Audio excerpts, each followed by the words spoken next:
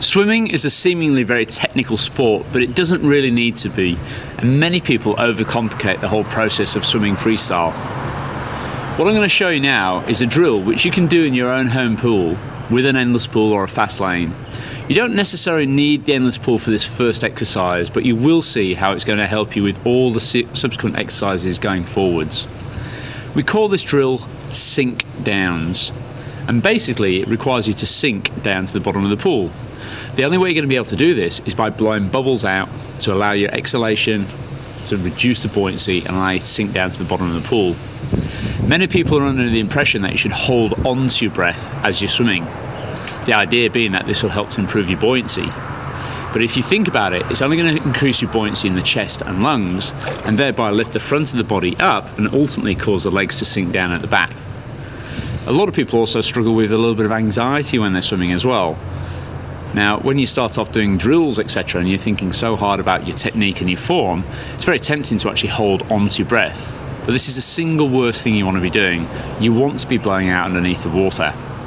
Now, you can exhale through your mouth, through your nose, or even a combination of the two. It doesn't really matter which works best for you, so long as you are blowing bubbles. And even if you look at my cap here, with our little Swim Smooth logos, it's all designed to remind you to actually blow bubbles whilst you're in the water. In fact, we use the mantra, bubble, bubble, breathe, which I'll show you a little bit later on.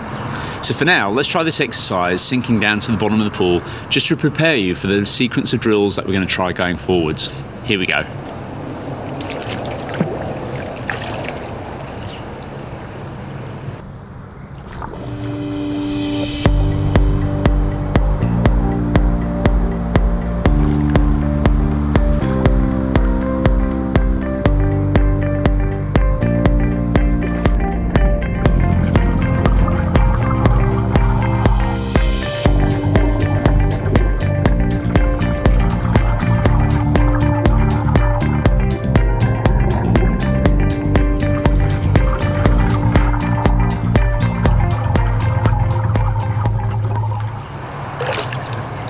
Sinking down in such a relaxed manner helps to prepare me for the sequence of drills that I'm going to do now. I'm a very experienced swimmer myself, but I often find that in a tight, anxious situation, like the start of a race for example, or when I'm put on the pressure to actually do a hard training session, I'll have that natural tendency just to hold on. You've got to remind yourself to blow out.